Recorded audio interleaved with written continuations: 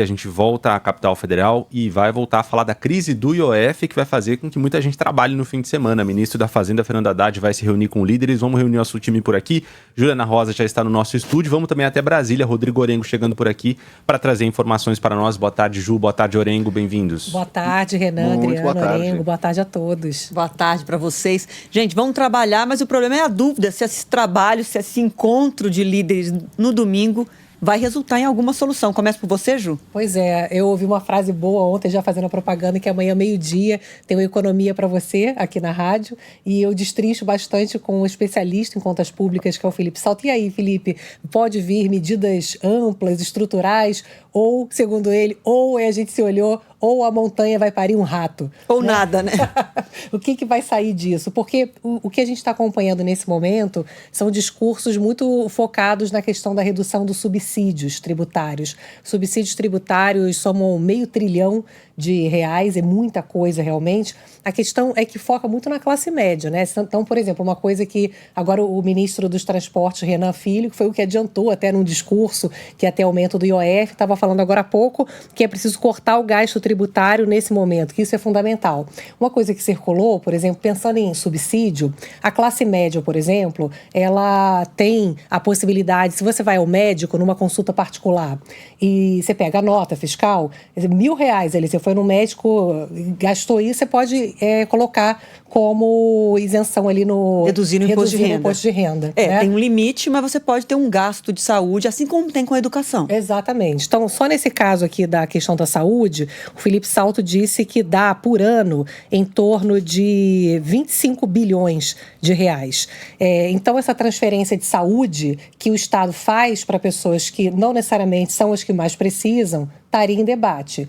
A questão é que a popularidade do governo está em queda, né? Então, esse debate ele vai atingir a classe média em muitos aspectos aqui, se você pensar em redução de subsídios, porque envolve, por exemplo, o que mais gasta quando você pensa em subsídio tributário é o Simples Nacional.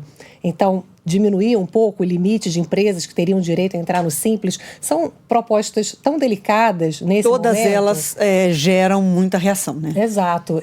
Uma outra questão estrutural também que estaria se comentando é a questão de mudar a indexação do salário mínimo e valer o salário mínimo só para quem trabalha e não para aposentados e benefícios sociais, porque isso também gera um peso aqui que o Felipe calcula na casa de R$35 bilhões. Se você vai somando, tem como ter dinheiro. A questão é tomar a decisão. Agora, o Felipe estava me contando que alguns políticos já estavam relatando para ele, ouvindo o que as propostas, ele que é grande referência aí nesse debate, que eles fariam sim algum corte em emendas parlamentares. Isso aí eu quero ver, porque realmente chegou num nível, o volume de emendas parlamentares, que é uma aberração, né? Mais de 50 bilhões, um gasto público com muita ineficiência, não nas obras estruturantes, aquilo que é necessário para promover o crescimento do país. Então vamos ver o que vai sair, se é dentro da montanha, se vai parir um rato ou se vai virar algo maior. Eu já vou para um ditado com o Orengo também, não tem jeito de fazer omelete sem quebrar ovos. Alguém sai perdendo. Qualquer que seja a escolha que seja tomada de onde tirar um benefício fiscal, um incentivo, uma dedução de saúde ou de educação que não possa ser feita mais no imposto de renda, alguém vai sair perdendo, né? Geralmente quem está perdendo é o contribuinte, né, Adriana? Paga a conta sempre, né? Esse sempre tem que pagar a conta. Mas sabe que realmente as alternativas, elas são difíceis, até porque o Congresso Nacional já deliberou sobre algumas. A Ju estava lembrando das vinculações ou possibilidade de desvinculações, e essa é a mais difícil, né? Porque o governo e o próprio presidente Lula já disse isso algumas vezes, que não aceita desvincular, por exemplo, BPC do salário mínimo, da regra de reajuste do salário mínimo. E aí a gente entra num ponto que é muito discutido aqui. O benefício de prestação continuada, a despesa com ele aumentou e aumentou demais nos últimos meses, né? Tem um cálculo apontando, inclusive, um aumento de 11% mais do que a inflação.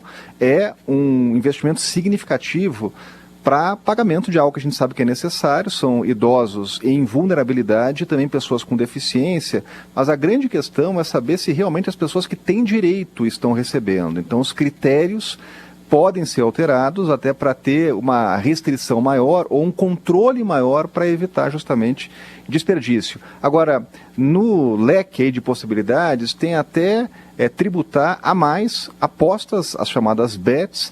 Tem também ainda uma discussão que ficou ainda do pacote de corte de gastos, que é o supersalário e também previdência de militares. Isso acabou ficando no parlamento em função de muitas pressões, né? O que tem que sair dessa reunião é uma agenda propositiva e factível, porque uma resposta a curto prazo tem que ser dada para o governo retirar o aumento do IOF, senão vai ser derrubado pelo Congresso Nacional. Agora, olha que interessante, Adriana, a primeira dificuldade dessa reunião, que é algo atípico, uma reunião num domingo em Brasília, a gente está conversando com líderes que estão apontando, inclusive, dificuldade de chegar em Brasília, porque não estão acostumados, né? Geralmente, o líder partidário, o parlamentar, está aqui de terça a quinta. Então, tem que mudar a agenda, tem gente viajando com o presidente, não sabe se vai conseguir chegar a tempo.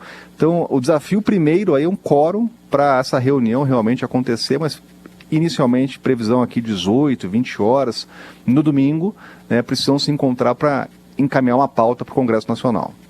Tem muito trabalhador que trabalha domingo, pode ensinar para eles aí como é que funciona, como é que a gente se organiza para trabalhar os domingos. Ju, arrebata para a gente. Não, pois é, e a gente, então, quer entender se vai ter um acordo para que possa haver pelo menos algum recuo em aumento de imposto. Gente, resolver o equilíbrio das contas públicas via aumento de imposto é a pior solução, porque é isso, é sempre a sociedade que paga e a gente precisa que haja algum recuo nesse IOF, porque a preocupação é muito grande com o aumento de imposto, principalmente no crédito para pequenas empresas. E isso vai gerar um custo enorme e isso está preocupando bastante o setor produtivo e, com razão, o pessoal está reclamando. Se espera, então, que encontre, se não vai ser uma grande medida, né, difícil imaginar, que pelo menos saia um ratinho, né, bonitinho dessa montanha, que tem ali alguma coisa que possa resolver, pelo menos no curto prazo, que permita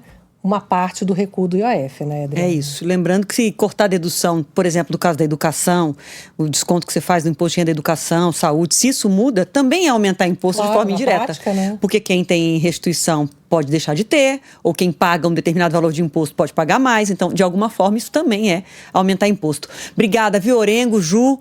O time de Brasília vai estar trabalhando domingo. Vamos dizer para os parlamentares que vai estar todo mundo da Band de Brasília lá, ó, de olho, trabalhando, relatando tudo para o Brasil todo. Obrigada, viu, Orengo?